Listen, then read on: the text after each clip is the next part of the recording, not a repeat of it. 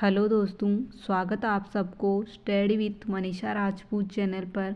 आज अपन बात करेंगे रीड परी में आने वाले मोस्ट इम्पॉर्टेंट क्वेश्चनों की कि किस प्रकार आपके रीड परी के अंदर क्वेश्चन पूछे जाते हैं, किस टाइप के क्वेश्चन आते हैं, कौन कौन से क्वेश्चन आते हैं, इसके बारे में अपन जानेंगे। लगभग 50 क्वेश्चनों की बात करेंगे जो सभी एग्जामों में आए हुए क्वेश्चन हैं। तो वीडियो का एंड तक जरूर बने रहे और वीडियो को लाइक और सब्सक्राइब करें, ज़्यादा से ज़्यादा शेयर करें, क्योंकि आज अपन जानेंगे क्वेश्चन किस प्रकार क्वेश्चन पूछे जाते हैं, कौन कौन से सब्जेक्ट किस प्रकार से क्वेश्चन पूछे जाते हैं। जैसे आपके रीड परी के अंदर आपके कुल मिला के 5 सब्जेक्ट आएगी। फर्स्ट जो सब्जेक्ट रहेगी वो बाल विकास एवं शिक्षण विधियों से संबंधित रहेगा, उससे आपसे 30 क्वेश्चन रिलेटेड पूछे जाएंगे। वही पर आपके नेक्स्ट लैंग्वेज की बात करते हैं तो फर्स्ट लैंग्वेज में आपकी रहेगी हिंदी, और हिंदी में से आपके 30 क्वेश्चन आएंगे। और सेकंड जो लैंग्वेज रहेगी वो आएगी आपकी इंग्लिश, संस्कृत, जिसको जो चूज करनी है तो संस्कृत ये आपके 30 नंबर की आएगी। फोर्थ जो आएगी वो आपके मेन सब्जेक्ट आएगा, जिसे सोशल साइंस है उसकी सोशल साइंस आ जाएगी, और जिसके आपके साइंस फैकल्टी से संबंधित है उनके लिए मैथमेटिक्स एंड साइंस आएगी। और जो आपके 5th नंबर की है उसमें इसमें आपके दोनों मतलब साइंस और मैथ्स तो आपके 5th नंबर की हो गई। तो अब आप क्वेश्चनों की ओर आगे बढ़ते हैं। तो क्वेश्चन नंबर 1 की बात करते हैं। कोठारी आयोग के अनुसार मूल्यांकन किस प्रकार की प्रक्रिया है? ए एकांकी, बी तत्व, सी उपयोगी, डी अनुपयोगी। तो इसमें आप कमेंट करके बताएं कि इसके अंदर आपका कौन सा करेक्ट आंसर माना जाएगा।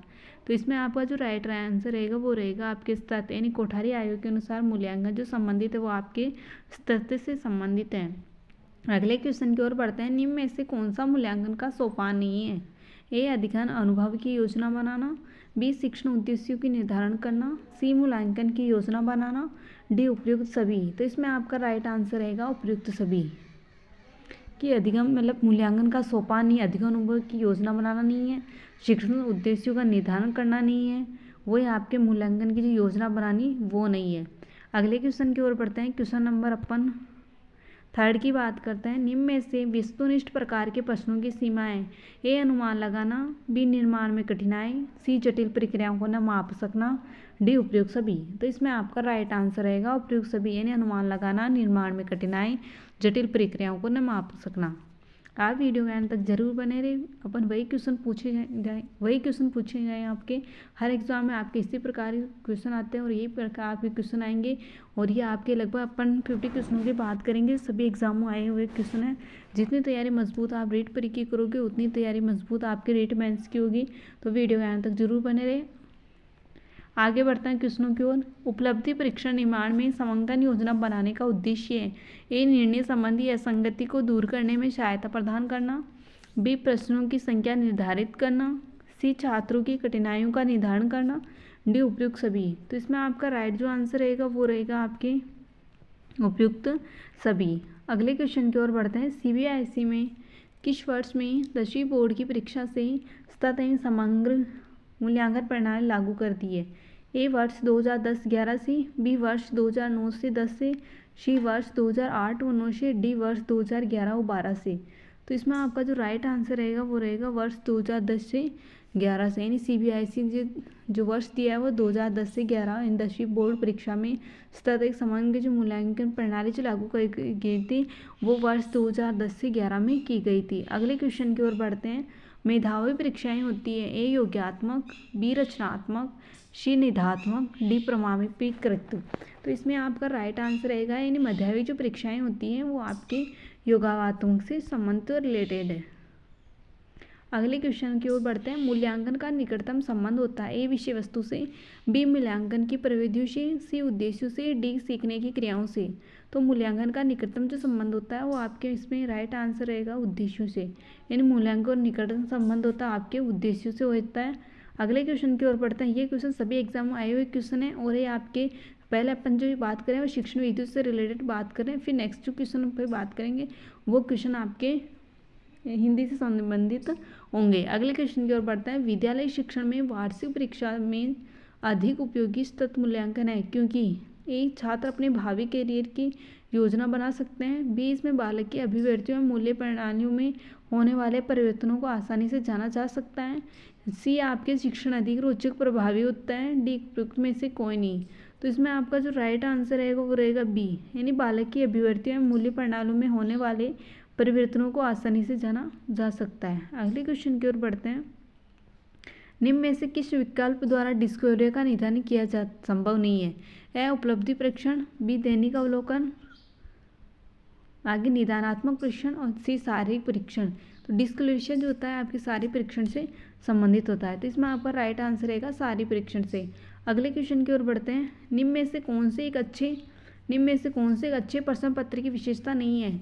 ए विषय वस्तु की सभी इकाइयों का समावेश, बी सभी विशिष्ट उद्देश्यों का मापन करने वाले, सी प्रश्न सरलता से कठिनाई की, और डी विषय विभिन्न क्षेत्रों में चयन संबंधित छूट से कम। तो इसमें आपका जो राइट आंसर रहेगा वो रहेगा आपके डी, यानी विषय के विभिन्न क्षेत्रों में चयन संबंधित छूट से कम।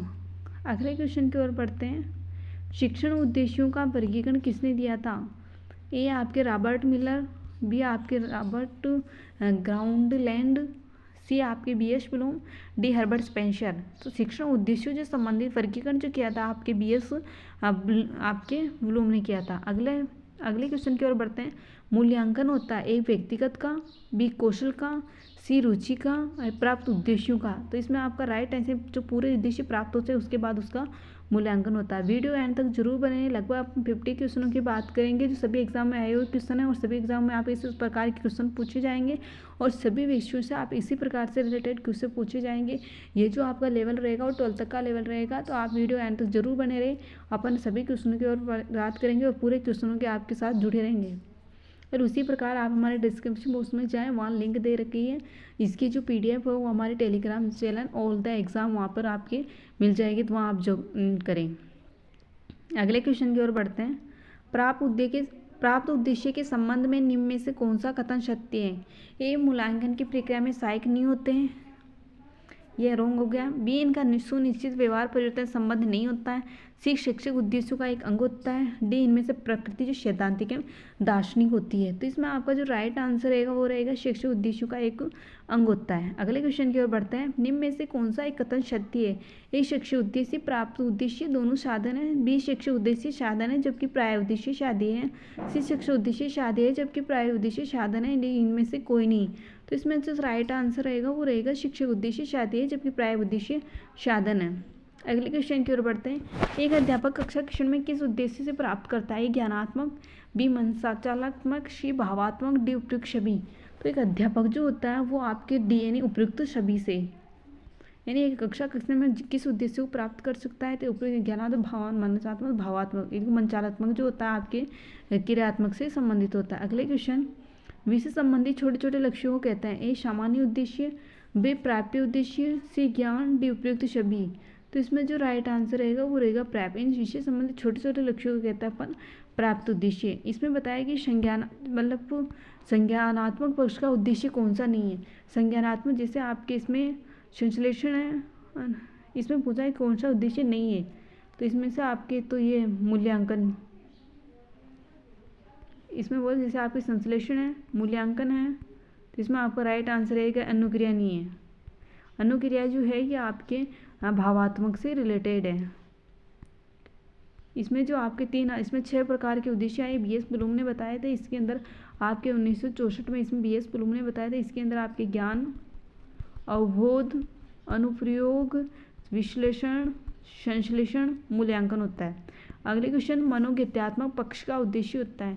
ए अनुमूल्यन, बी चारित्रीकरण, सी विश्लेषण, डी परिशुद्धता। तो इसमें जो आपका राइट आंसर रहेगा, इसमें एक मनोज्ञात्मक का उद्देश्य होता है, तो इसमें आपका राइट आंसर रहेगा आपका परिशुद्धता। तो इसमें आपका करेक्ट आंसर है परिशुद्धता। अगले क्वेश्चन की ओर बढ़ते हैं। आप क्वेश्चन का आंसर जरूर बनेंगे, लगभग अपन 50 क्वेश्चन में पूछेंगे, सभी एग्जाम में आए हुए क्वेश्चन है। अगले क्वेश्चन की ओर बढ़ते हैं। भावात्मक पक्ष का उद्देश्य नहीं है? ये आग्रहण, अनुक्रिया, अनुमूल्य, मूल्यांकन। तो इसमें आपका राइट आंसर रहेगा मूल्यांकन। मूल्यांकन जो आपके संज्ञानात्मक से रिलेटेड है। अगले क्वेश्चन। शिक्षिका में कक्षा 4 में शिक्षिका कक्षा 5 में समाचार पत्र वितरित करके छात्रों में सबसे बाद के मैच में भारतीय टीम के खिलाड़ियों के क्रिकेट के स्कोर बढ़ने के लिए कहा है कि इसके पश्चात उसके छात्रों से उन स्कोर का दृढ़ग्राम खींचने के लिए कहा जाता है। शिक्षिका प्रयास कर रही थी, तो इसमें आपका राइट आंसर रहेगा छात्रों की वास्तविक जीवन और गणित संकल्पनाओं के बीच। अगले क्वेश्चन की ओर बढ़ते हैं। विद्यार्थियों के लिए सीखने के लिए उद्धृत रहता है। ए ग्राह्यता से, बी अनुक्रिया से, सी आंकलन से, डी इनमें से कोई नहीं। तो इसमें आपका जो राइट आंसर रहेगा ग्राह्यता से, यानी विद्यार्थी द्वारा सीखने के लिए किस उद्धृत रहना आता है, तो ग्राह्यता की ओर। अगले क्वेश्चन की ओर बढ़ते हैं। माध्यमिक कक्षाओं में बीजगणित शुरू किया जाता है। पियाजे के संज्ञानात्मक विकास के सिद्धांत के अनुसार इस स्तर पर बीजगणित या परिचय उचित है, क्योंकि ये बच्चा मूर्त संख्यात्मक स्तर पर है, ताकि संरचना का निर्माण करने द्वारा मूर्त अनुभवों को समझ सकता है। बी बच्चा औपचारिक संख्यात्मक चरण पर है, मूर्त श्रृंखलाओं को ग्रहण के लिए पूर्ण रूप से परिपक्व है। सी आपके बच्चा संविधानात्मक स्तर है, बहुत सारे हस्त परिचालिकाओं के साथ समझ सकता है। डी बच्चा पूर्व संख्यात्मक स्तर है और अमूर्त संकल्पनाएं समझ सकता है। तो इसमें आपका राइट जो आंसर रहेगा वो रहेगा आपके बी रहेगा। इन बच्चा औपचारिक संख्यात्मक चरण पर है और अमूर्त संकल्पनाओं को ग्रहण करने के लिए पूर्ण रूप से परिपक्व है। अगले क्वेश्चन की ओर बढ़ते हैं। निम्न में से किस अक्षमता के प्रकार में बच्चों को सिर्फ गणितीय कार्य में समस्याएं होती है। गणित के कार्य में समस्या होती है आपके डिस्क्लेशिया होता है, और लेखन संबंधी जो कार्य होता है गणित कार्य से संबंधित होता है आपके डिस्क्लेशिया होता है। अगले क्वेश्चन। गणित के शिक्षण अधिगम पर निम्नलिखित में से किसका प्रभाव होने की संभावना न्यूनतम है। ए मूल्यांकन कारक, छात्रों के आत्मविश्वास पर प्रभाव पड़ने पर तरीकों की जानकारी होना, बी छात्रों के गलत उत्तरों के पूर्व अंक देना, सी आपके पाठ्यपुष्टि गुणवत्ता में वृद्धि, मूल्यांकन परिणामों की प्रयोग शिक्षक परिवर्तन करना। तो इसमें आपका राइट आंसर रहेगा इन छात्रों को गलत उत्तरों को पूरे अंक देना। अगले क्वेश्चन। गणित के शिक्षण अधिगम विषय में निम्न में से कौन सा सत्य नहीं है।